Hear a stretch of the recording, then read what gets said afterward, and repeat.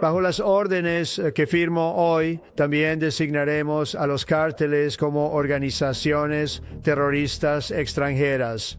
Hoy estamos anunciando una acusación histórica. Este caso involucra a 33 acusados. Es una conspiración masiva de tráfico de drogas que abarca casi una década, involucrando enormes volúmenes de fentanilo y narcóticos. Desde las autopistas de peaje de México hasta las carreteras costeras de España, las reinas del cartel han caído en emboscadas planificadas al segundo. Pero esta vez, la caza terminó lejos de los trópicos. Policía, retroceda más, solo un poco más. Está bien, estás bien, estamos bien. Retrocede más.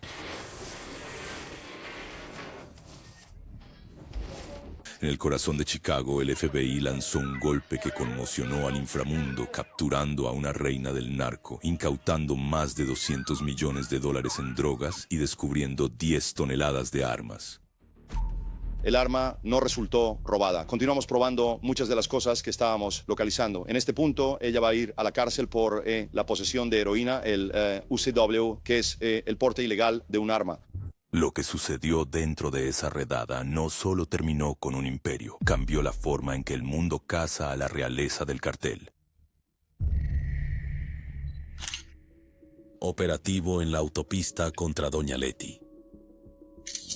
Bajo el sol brillante de una tarde entre semana, la carretera de peaje entre Orizaba y Córdoba parecía ordinaria.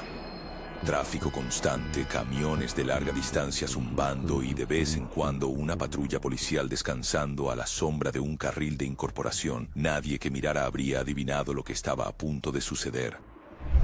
Oculto en ese lento ritmo de coches había un pequeño equipo de la Policía Federal de México y la Marina. No estaban allí para detener a nadie por exceso de velocidad.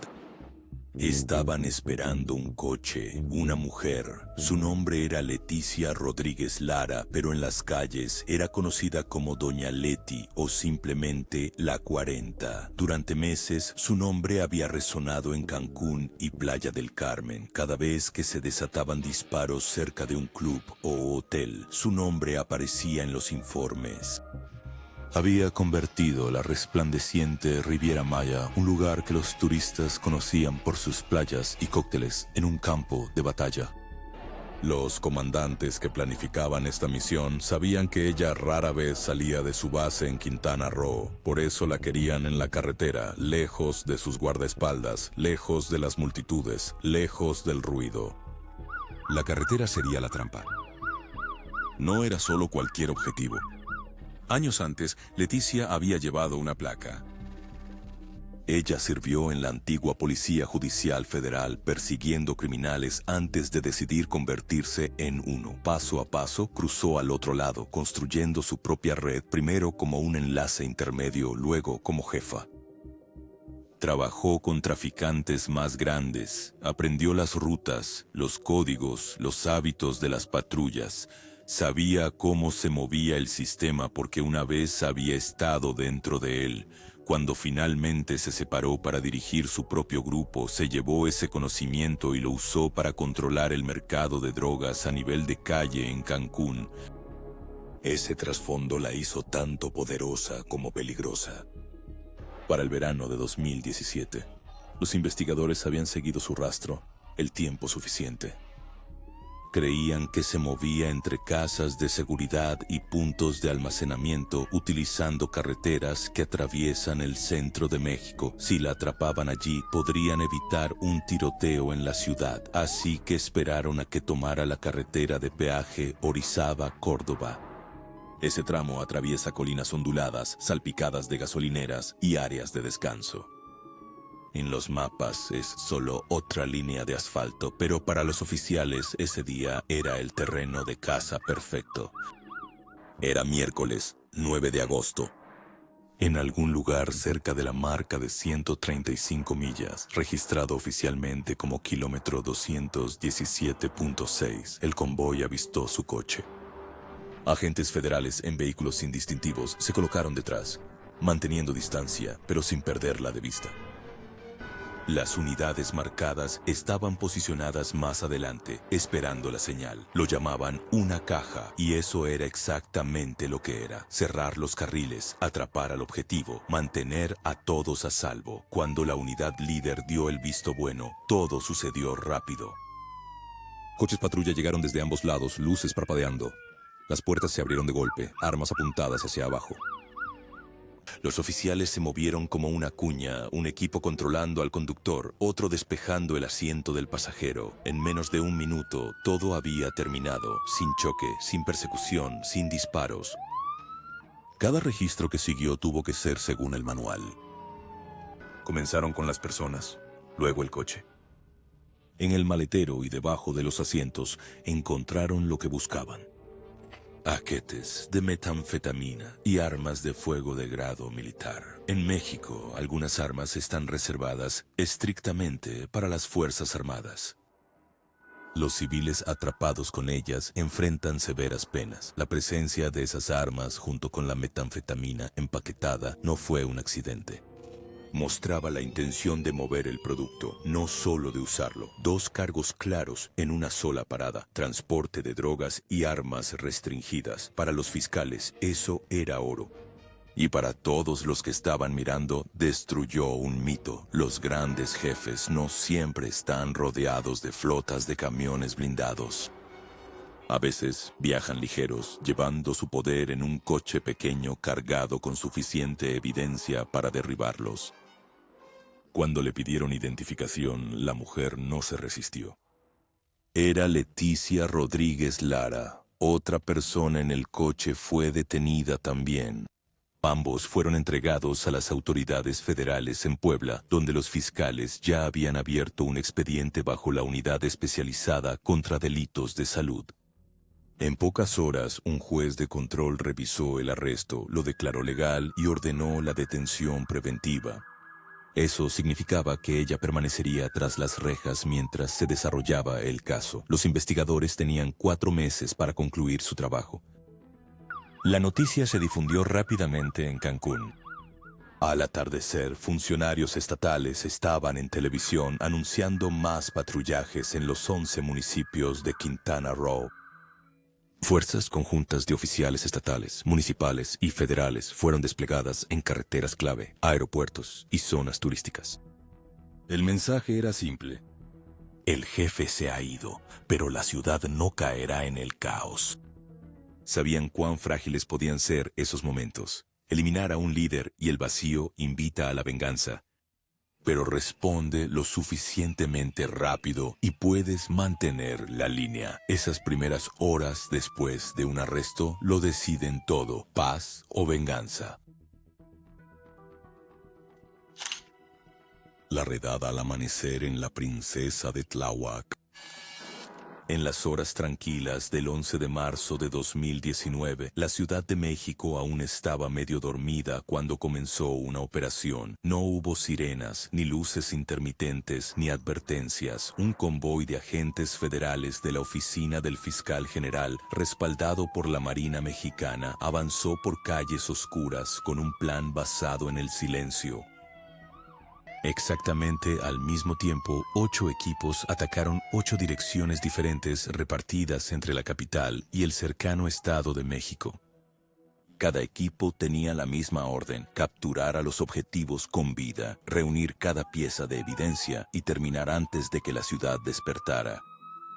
Uno de los nombres en esa lista era una mujer cuyo apodo ya había recorrido la ciudad: Diana Karen Pérez Ramírez, mejor conocida como la Negra o la Princesa de Tláhuac.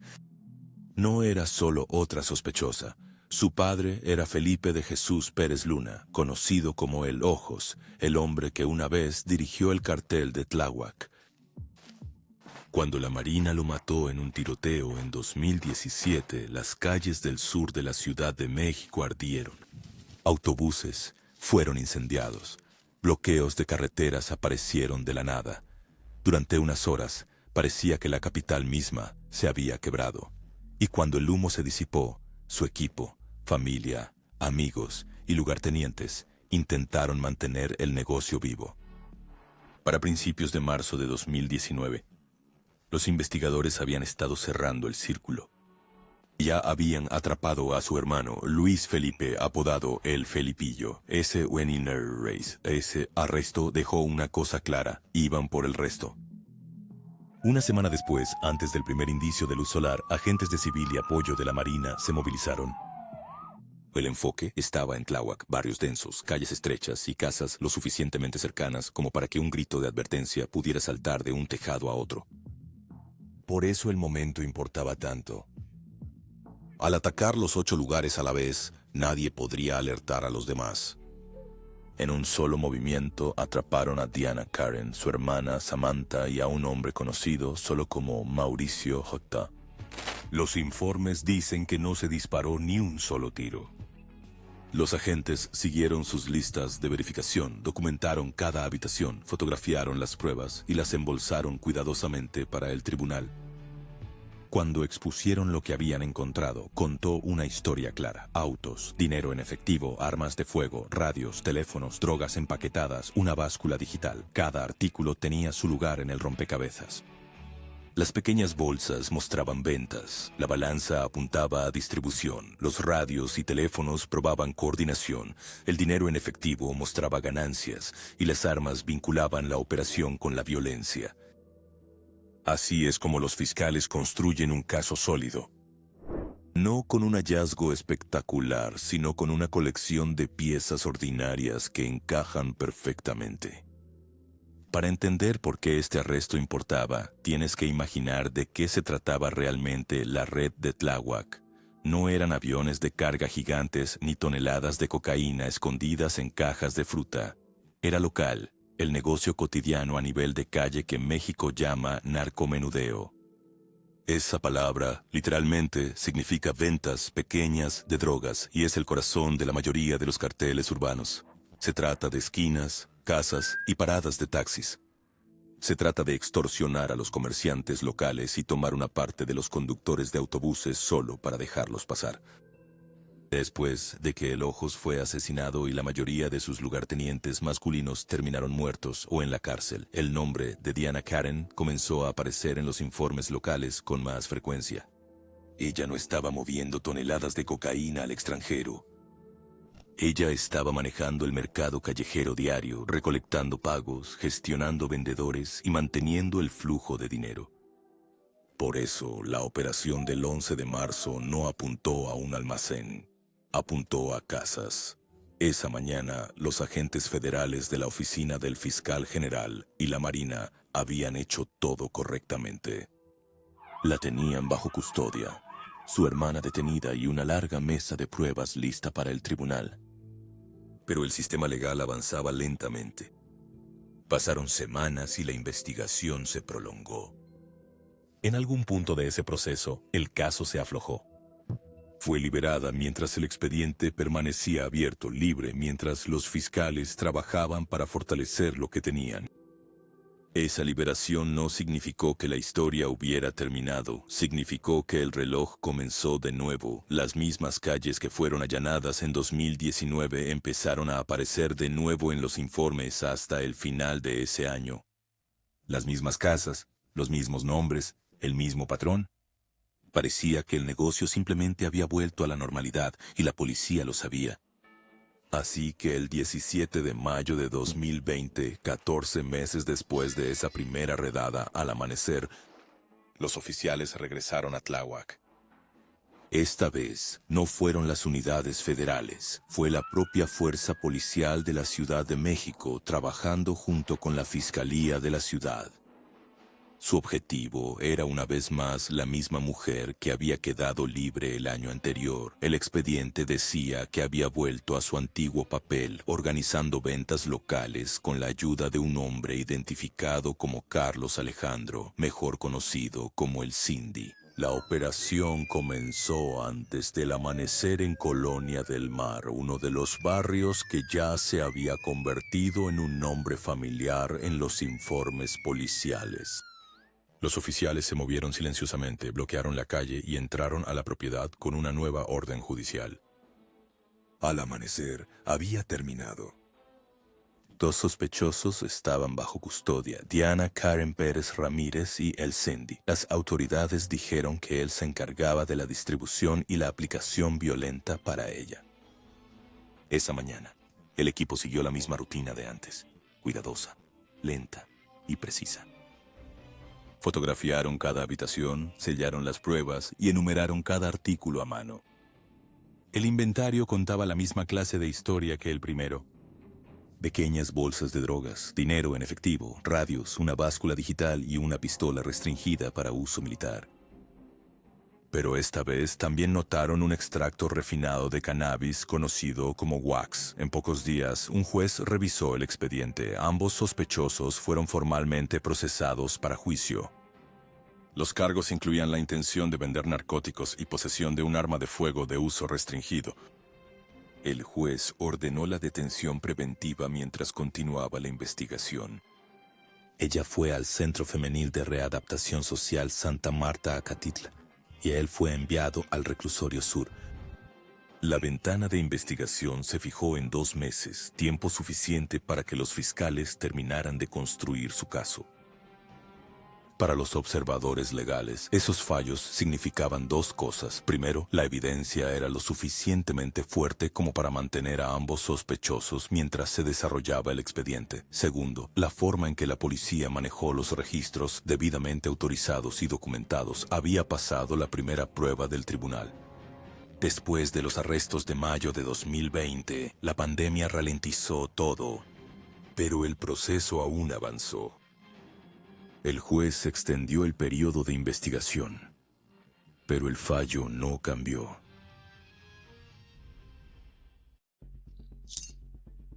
Represión costera contra la reina de la cocaína. El sol de la tarde golpeaba fuerte la costa, convirtiendo las carreteras alrededor de Gibraltar en franjas de calor blanco. Por una de esas carreteras, un jeep oscuro pasó sin prisa. A kilómetros de distancia, equipos de la Guardia Civil de España estaban escuchando, rastreando cada giro del motor y cada respiración dentro. Habían estado siguiendo ese jeep durante semanas, esperando el momento perfecto para actuar. Detrás del volante estaba Ana María Cameno, una mujer a la que los periódicos españoles llamaban la reina de la coca.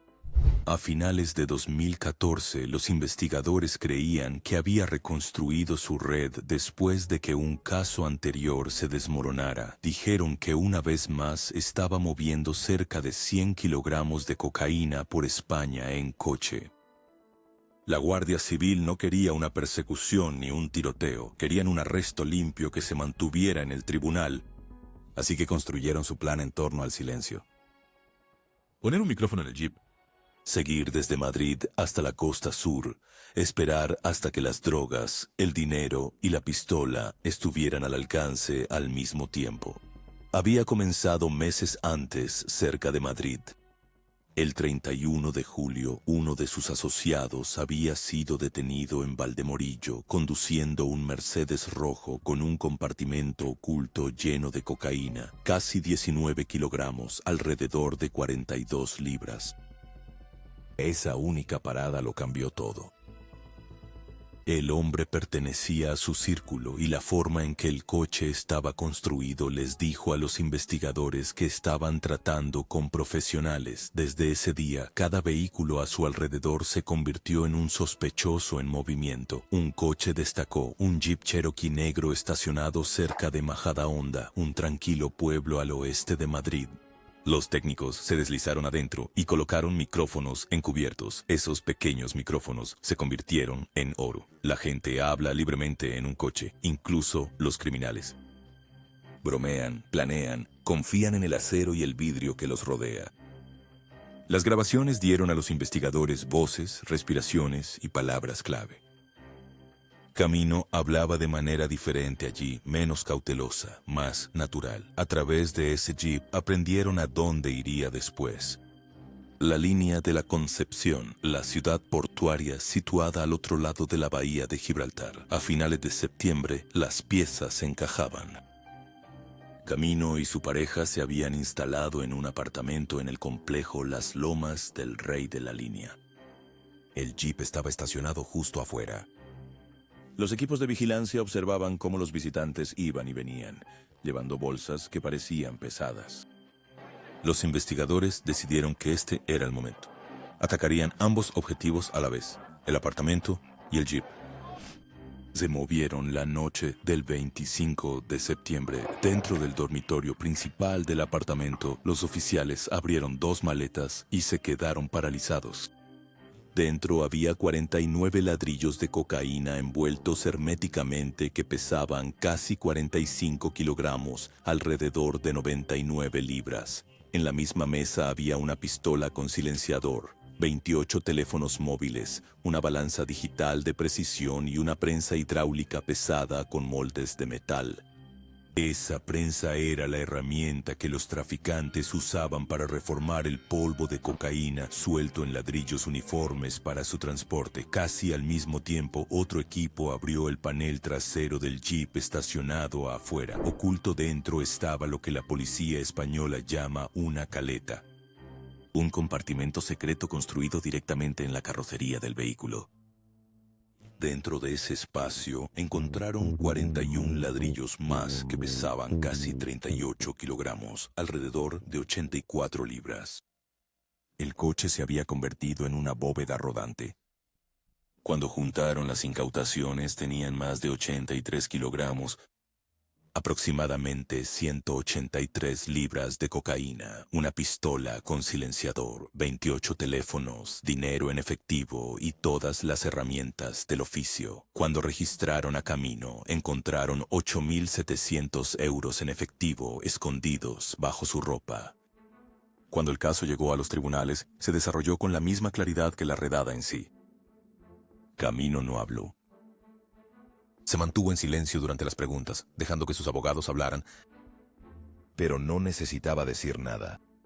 Los micrófonos y las fotos hablaron más fuerte. En septiembre de 2022, la Audiencia Nacional de España dictó su veredicto: 12 años de prisión por tráfico de drogas, 4 más por lavado de dinero y una multa de 21.200.000 euros.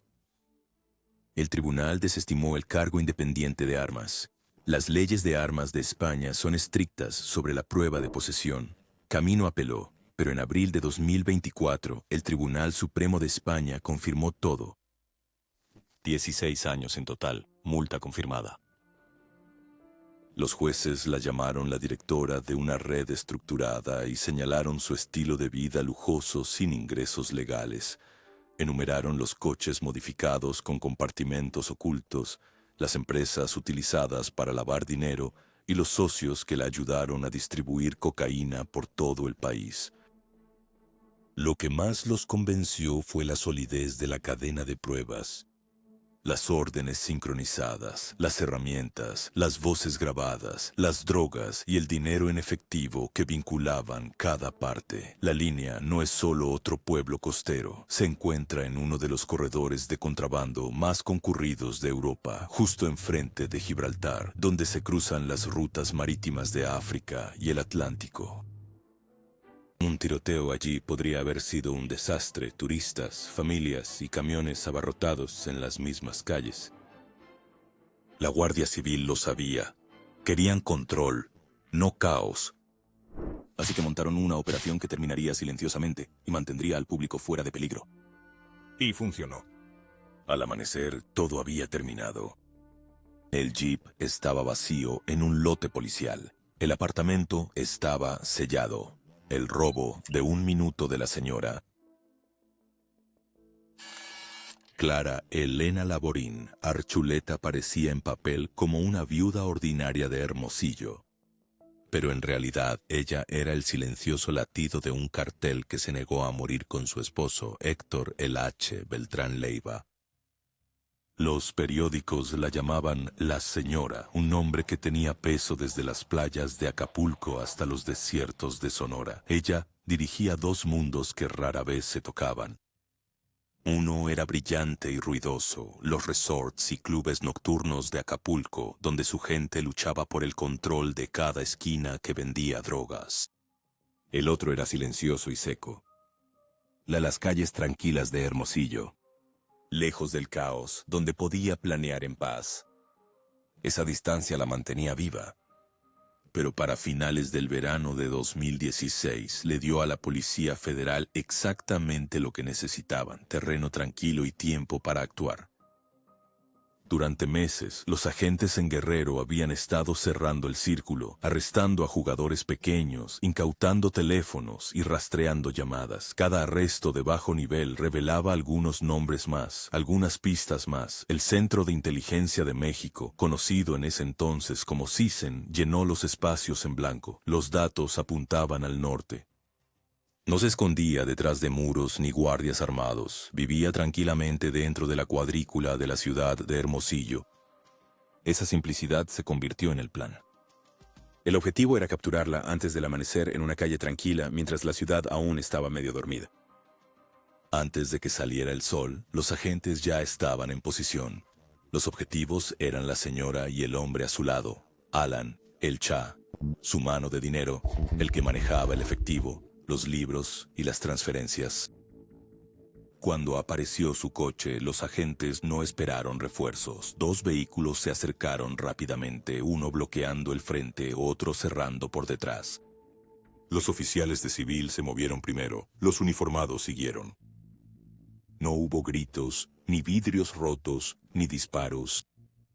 En menos de 1 minuto, el coche estaba rodeado. Los sospechosos fueron sacados y la calle fue sellada.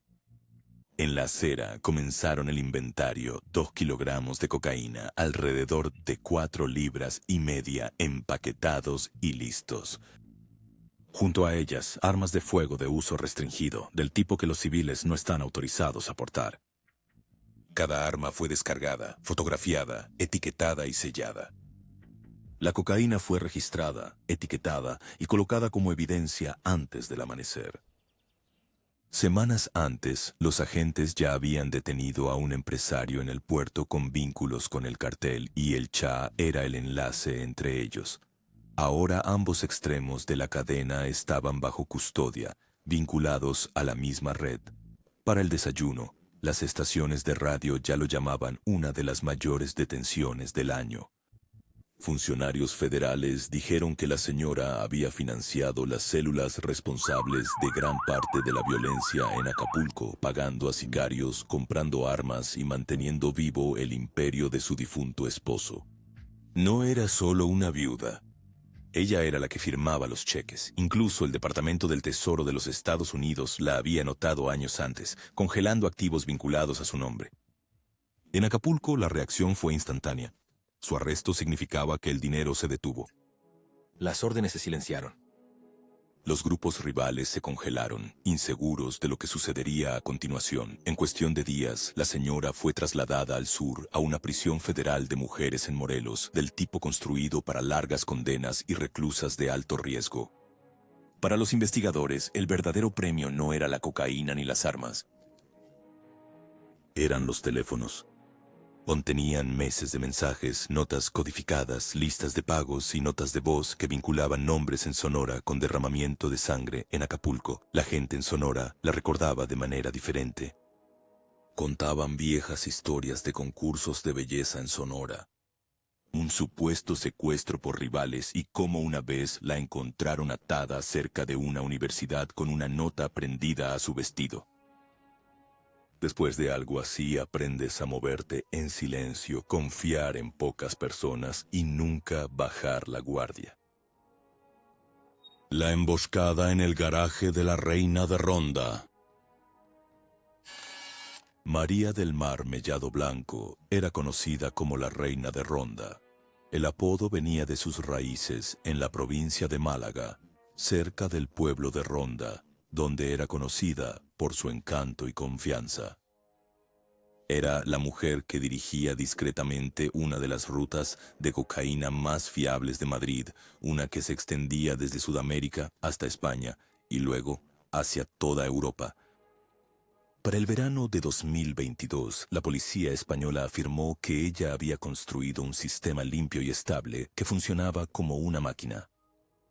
El plan era simple, pero arriesgado: enviar cocaína en vuelos regulares de pasajeros desde Sudamérica, aterrizarla en Madrid, Barajas y moverla a la ciudad a través de correos humanos, personas llamadas mulas y rápidos intercambios de maletas. Ya sabían quién era porque la habían atrapado una vez antes. En el año 2012 fue arrestada en el aeropuerto de Barajas con 2 correos que acababan de regresar del Caribe llevando cocaína de alta pureza. Ese arresto la convirtió en una figura conocida dentro del mundo antinarcóticos de España. El nuevo caso comenzó silenciosamente, de la manera en que muchas operaciones de drogas europeas lo hacen, con paciencia.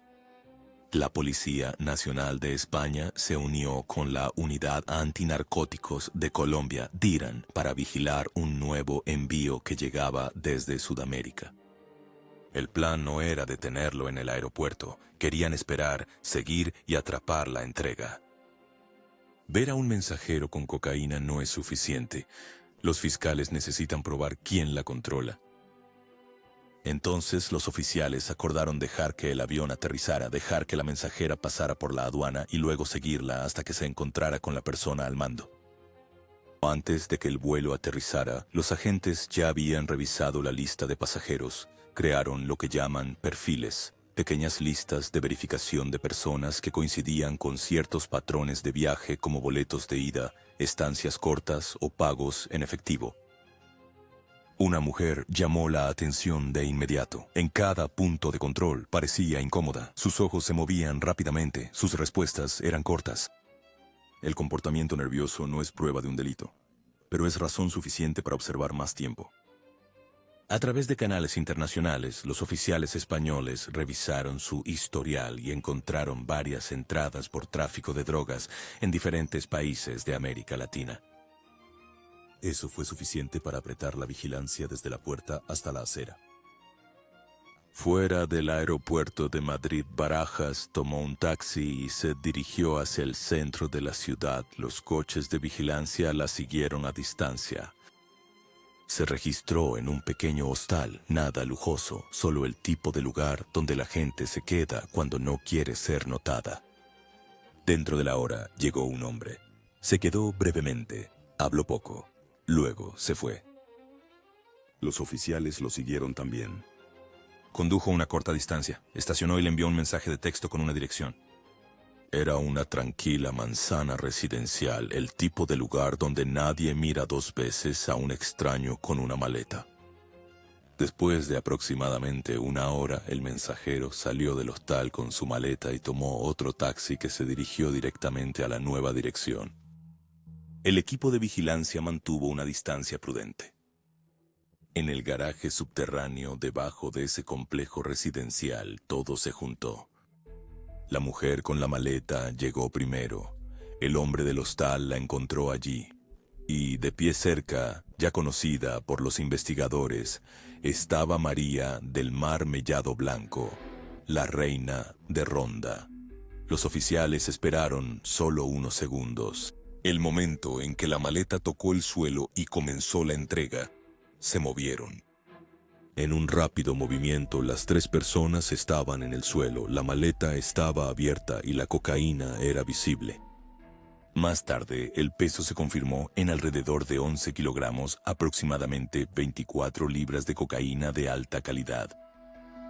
En uno de los coches estacionados, la policía también encontró un compartimento oculto. Detrás de un panel del tablero descubrieron fajos de dinero en efectivo envueltos en plástico que sumaban aproximadamente 23.500 euros.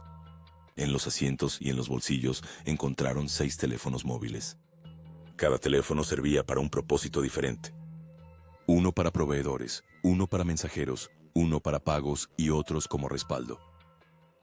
Para un equipo de narcóticos, eso es una captura perfecta. El arresto de la reina de Ronda creó una onda que llegó tanto al norte como al sur.